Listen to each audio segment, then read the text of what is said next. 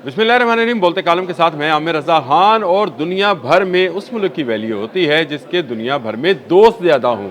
ये वैसे दुनिया से अगर माशरे पे आ जाए, माशरे से अगर आप अपने मुल्क में आ जाए, शहर में आ जाए, अफराद तक चले जाएँ, तो जिस बंदे के दोस्त ज़्यादा हों और दुश्मन कम हों, उसे माशरे में मजबूत शख्स समझा जाता है। या इसी तरह अगर कहा जाए कि उसको पूरी दुनिया में एक मजबूत मुल्क के तौर पर जाना जाता है। ये ऐसे ही नहीं है, इसके लिए बड़ी मेहनत करनी पड़ती है और इसके लिए वो काम करना पड़ता है जो ऑपरेशन सिंदूर में पाक फ़ौज ने किया। और उसके बाद से भारत पूरी दुनिया में मुँह छुपाता फिरता है, यानी मोदी जो सरकार है वो कहीं की नहीं रही है। ये मैं आपको सिर्फ बातों से नहीं बल्कि आपको अमलन भी बताऊंगा कि किस तरह से पाकिस्तान ने अपनी खारजा पॉलिसी में क्या ऐसी चेंज लेके आए कि आज से सिर्फ 1.5-2 साल पहले कहा जा रहा था कि पाकिस्तान दुनिया में तनहा रह गया, पाकिस्तान की तरफ कोई आएगा नहीं, कोई यहाँ पर सरमायाकारी नहीं करेगा, ये मुल्क दिवालिया हो जाएगा। खुद वफाकी वज़ीर जो कि PTI के दौर के थे वो ये बात कह रहे थे कि ये मुल्क दिवालिया होने के करीब है। लेकिन ऐसा क्या हुआ कि आज भारत किसी जगह पे मुँह दिखाने के लायक नहीं है। आसियान में नहीं गया मोदी, क्योंकि वो उसने वहाँ पर वर्चुअल ख़िताब किया और बहाना क्या किया कि दिवाली है और दिवाली की छुट्टियाँ हैं। तो आप बताएं कि कोई वज़ीर आज़म ये कह सकता है कि मैं फ़लाँ मुल्क में या फ़लाँ तंजीम के इजलास में इसलिए नहीं जा रहा कि आज ईद है। असल में ये त्यौहार की बात नहीं थी, बात ये थी कि वहाँ चीनी सदर थे शी जिन, और उनके होते हुए वहाँ जाते तो ऑपरेशन सिंदूर की सुनाई जाती और बताया जाता कि तुम जो दादोशुमार दे रहे हो ये असल दादोशुमार है। तो इससे छुपने के लिए उन्होंने कहा कि मैं टीवी स्क्रीन पर आ जाऊंगा और टीवी वर्चुअली उस पर जाऊंगा। लेकिन अगर दूसरी तरफ पाकिस्तान को देखा जाए तो पाकिस्तान की इज़्ज़तें और रिफ़तें ऑपरेशन सिंदूर के बाद दिन दुगनी रात चुगनी हो गई। हमारे फील्ड मार्शल को वाइट हाउस बुलाया जाता है, लंच कराया जाता है। हमारे वज़ीर आज़म को गज़ा कॉन्फ्रेंस में, जिसमें गज़ा में अमन की बात है, वहाँ ख़िताब करने की दावत दी जाती है। और सदर जो हैं डोनाल्ड ट्रंप जो हैं वो उनके लिए माइक सीधा करते हैं। फिर जब अक़वाम मुत्तहिदा का ख़ुसूसी इजलास था तो उसमें भी हमारे फील्ड मार्शल हाफिज़ आसिम मुनीर और वज़ीर आज़म शहबाज शरीफ को स्पेशली बुलाया जाता है वाइट हाउस में, और एक मीटिंग जो है अरेंज की जाती है। और वो डोनाल्ड ट्रंप कहता है मेरे फेवरेट फील्ड मार्शल और मेरे पसंदीदा वज़ीर आज़म शहबाज शरीफ और हाफिज़ आसिम मुनीर। तो ये वो मामलात हैं जिनको इस तरीके से चलाया गया कि आज पाकिस्तान दुनिया में तल्लकात के हवाले से, दोस्तों के हवाले से नंबर 1 मुल्क बन गया है। और मैं आपको साबित करूंगा कि पाकिस्तान ऐसे ही नंबर 1 नहीं हुआ है। मैं मार्च 2024 से लेकर सितंबर 2025 का अगर आपके साथ डाटा शेयर करूं कि पाकिस्तान के वज़ीर आज़म और पाकिस्तान के वफूद ने कहाँ कहाँ के दौरे किए, तो 34 ममालिक हैं जहाँ के दौरे किए। सदर ममलिकत ने 3 सरकारी दौरे किए और वो तुर्कमानिस्तान का 1 और चाइना के 2 सरकारी दौरे उसमें शामिल हैं।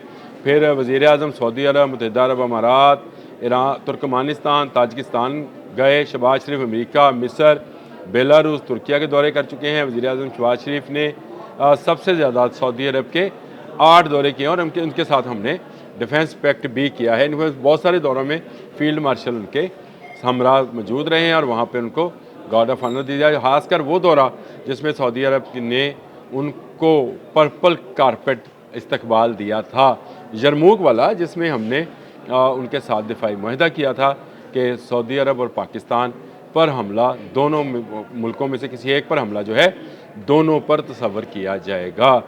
इसके अलावा मुत्तहिदा अरब अमारात के 2 और चाइना के 2, तुर्किया के 2 और ईरान के दौरे शामिल हैं, यानी मुत्तहिदा अरब अमारात के 3 दौरे हो गए जी। इस तरह से फिर आप देखें तो वज़ीर आज़म 2 मरतबा कतर, 2 मरतबा अमरीका, जबकि 1 दफ़ा बरतानिया का भी सरकारी दौरा कर चुके हैं। और वज़ीर आज़म अब दोबारा सऊदी अरब जाने को हैं। आज वो मेरा ख्याल है उनका दौरा सऊदी अरब का भी तय है। इसके जवाब में अगर नरेंद्र मोदी साहब की हम बात करें तो वो भी अगर उनका भी हम तकाबल देखें तो वो कहाँ गए हैं? भूटान। ये मार्च 2024 का दौरा है उनका। फिर वो इटली गए हैं, रूस गए हैं जो कि वो दिफाई पार्टनर हैं, क्योंकि S-400 S-500 वो उसी से लेना चाहते हैं। पोलैंड गए हैं, यूक्रेन गए हैं, ब्रुनेई, सिंगापुर और अमेरिका का दौरा किया, जिसमें इनको मुंह की खानी पड़ी और डोनाल्ड ट्रंप ने मुंह नहीं लगाया था। कहा तो उनको दोस्त था लेकिन उसके साथ ये भी कहा था कि आप पर तजारती पाबंदियाँ लगेंगी और उस दौरे की नाकामी का सबूत आज आपको उन पर लगी तजारती कंपनियों और टैरिफ की सूरत में नज़र आ रहा है। फिर वो मॉरिशस गए, सऊदी अरब गए और सऊदी अरब में जाने के बाद जब पाकिस्तान गया तो सऊदी अरब ने किससे दिफाई पैक्ट किया? पाकिस्तान के साथ। लिहाजा यहाँ भी वो नाकाम हुए। फिर वो कैप्रोस गए, क्रोशिया गए, घना, Trinidad and Tobago, Argentine, Brazil, Namibia. Argentine Pakistan के साथ दिफाई डील करने वाला है, ये एक नई खबर है, ये भी मैं आपको बताऊँगा। जापान और चीन, ये 31 अगस्त से 1 सितंबर तक 2025 में एक इजलास हुआ था चीन के अंदर, जिसमें वो गए थे और वहाँ पर जाकर उन्होंने शिरकत की थी, लेकिन वहाँ पर उनको खातर ख्वाज कोई जो है वो कामयाबी, क्योंकि चीन तो उनका दुश्मन मुल्क है, यह समझा जाता है कि वो चीन जो है उनके लिए एक दुश्मन रियासत की सूरत इख्तियार करता है। हाँ, मुख्तलिफ मीटिंग्स में वो ज़रूर। तो इस तरह से अगर देखा जाए तो पाकिस्तान ने दुनिया भर में पछाड़ दिया है भारत को, और हम पाकिस्तान की खारजा पॉलिसी जो वज़ीर आज़म शहबाज शरीफ और फील्ड मार्शल आसिम मुनीर की उन्होंने मिन्नत है। हमारे वज़ीर ख़ारजा इसहाक़ डार भी बहुत मेहनत करते हैं, हमारे वज़ीर दिफ़ा जो हैं ख्वाजा आसिफ, हमारे वज़ीर दाखिला मोहसिन नकवी, ये तमाम वो लोग हैं जो वक्तन फ़वक्तन मुख्तलिफ़ दौरों में शामिल रहे हैं और मुख्तलिफ़ दौरे करते भी रहे हैं मुख्तलिफ़ ममालिक के, जिससे ममालिक में वफूद की सतह पर बहुत करीब आ गए हैं। और मैं ये समझता हूँ कि इस वक्त पूरी दुनिया की नज़रें पाकिस्तान पर हैं। और ये जो मैंने शुरू में कहा था कि आपको एवं कोई इज़्ज़त नहीं देता है।